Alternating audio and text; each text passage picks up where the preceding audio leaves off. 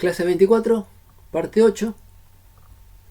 Aunque no me crean, con lo que caminamos hasta ahora, lo que queda es bien sencillo y va a un montón de problemas de la práctica. Vamos a hablar de la dinámica de la rotación. Cómo responde la velocidad angular a fuerzas aplicadas. La dinámica de una partícula era cómo responde la velocidad de la partícula a fuerzas. Y teníamos que la suma de fuerzas era masa por aceleración.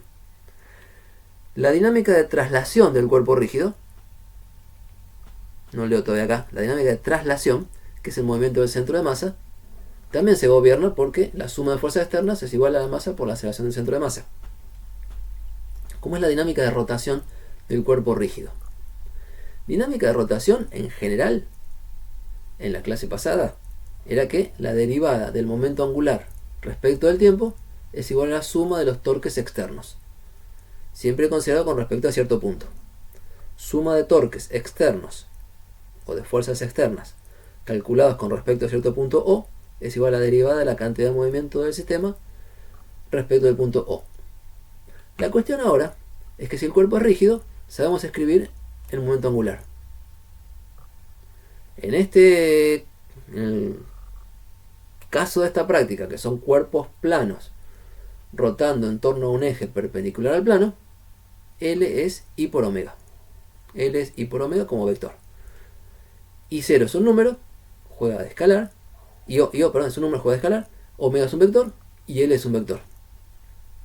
Entonces, hablar de la derivada de L respecto del tiempo es sacar I0 afuera y poner la derivada de omega respecto del tiempo.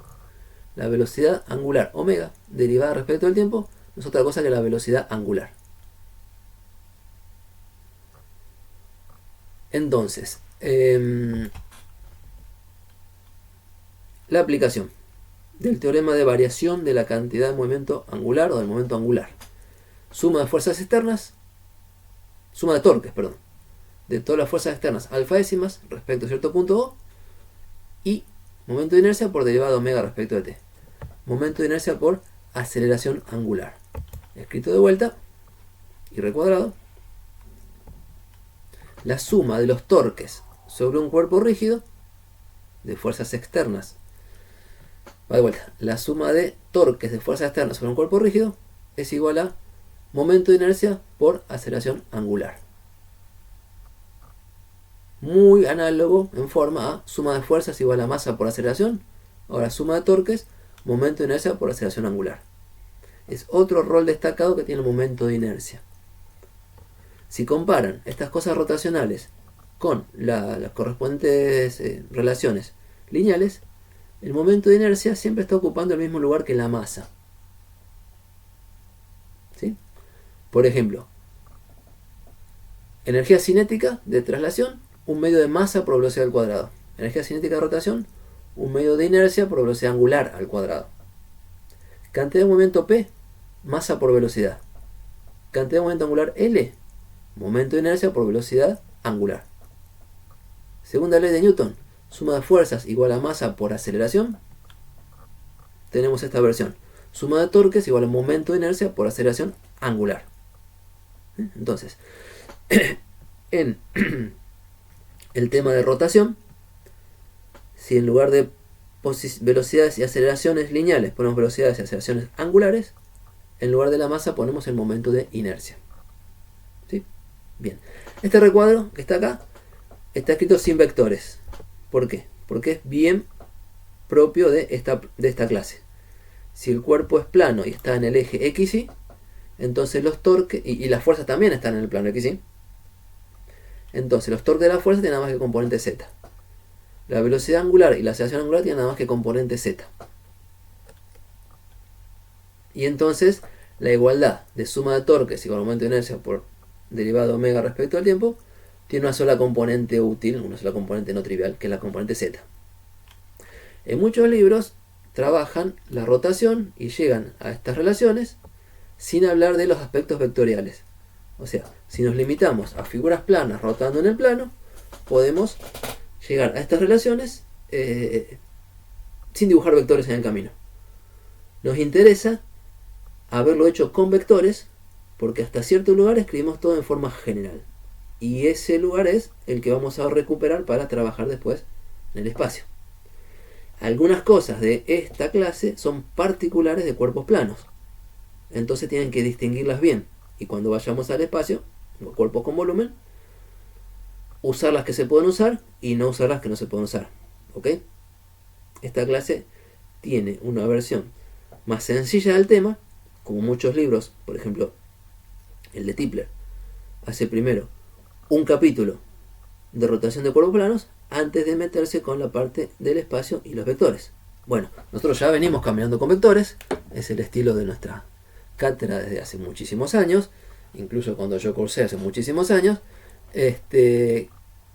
Queremos y les pedimos y les hacemos preguntas en la práctica para que vean L como vector, vean tau como vector, vean omega, velocidad angular, como vector. Y si fuera el caso de un cuerpo plano, entonces saben para dónde apuntan esos vectores. Pero no dejen de recordar que son vectores. Bien, y no tenemos dos prácticas separadas para cuerpos planos y cuerpos en volumen. Está todo mezclado, por lo mismo. Una más, cortita e importante. Mira, ya está en esta pantalla. Esto que estaba acá era la rotación, la dinámica de rotación del cuerpo rígido alrededor de un eje fijo. ¿Por qué? Porque esta relación, este teorema de variación de la cantidad de momento angular, es válido en general si los momentos angulares y los torques se toman respecto de un punto fijo en un sistema inercial. Entonces la podemos usar si el eje en torno al cual está rotando nuestro cuerpo rígido está clavado, fijo, en un sistema inercial, en tierra, en el piso, en la pared. Ahora, vimos al final de la clase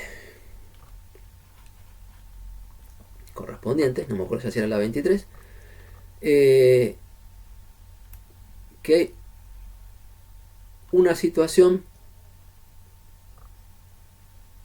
a ver, si quiero poner énfasis a esto, hay un caso particular en el cual podemos hablar de esto de que suma de torques es derivada de L respecto al tiempo, aunque el punto O con el que trabajamos no esté fijo en un sistema inercial. Y el único caso en que se puede hacer eso es si ponemos el punto O en el centro de masa. Entonces, es todo un tema hablar de la dinámica de la rotación del cuerpo rígido alrededor de un eje que pasa por el centro de masa. Tiene exactamente la misma forma que escribimos recién. Suma de torques igual a momento de inercia por aceleración angular. Pero esta que recuadro ahora es válida con respecto al centro de masa, incluso cuando el centro de masa está acelerado. La de acá arriba no es válida si el eje está clavado a un cuerpo acelerado. No es válida. Nos salimos de lo que decíamos en la teoría o en el razonamiento. Esta, si el eje pasa por el centro de masa, es válida incluso cuando el eje está acelerado. Entonces, nos va a permitir trabajar acá con el problema de rototraslación, el problema en el cual el cuerpo el centro de masa se traslada y el cuerpo rota alrededor del centro de masa. En este ejemplo que estaba poniendo, el centro de masa va con velocidad constante. Entonces, si montan un sistema de referencia al centro de masa, también es inercial. Pero imagínense que este triangulito lo que hicimos fue revolearlo en el aire y describe una parábola. El centro de masa está acelerado en ese caso. Igual pueden usar, y esa es la importancia, que si trabajan respecto del centro de masas, suma de torques es igual a momento de inercia por aceleración angular. Nos va a servir en todos los problemas de rototraslación. El eje privilegiado, el eje favorito, es el que pasa por el centro de masa. Cortamos acá y queda alguna consideración de trabajo, energía, trabajo que hace una fuerza que hace torque, etc. para la parte de trabajo y energía.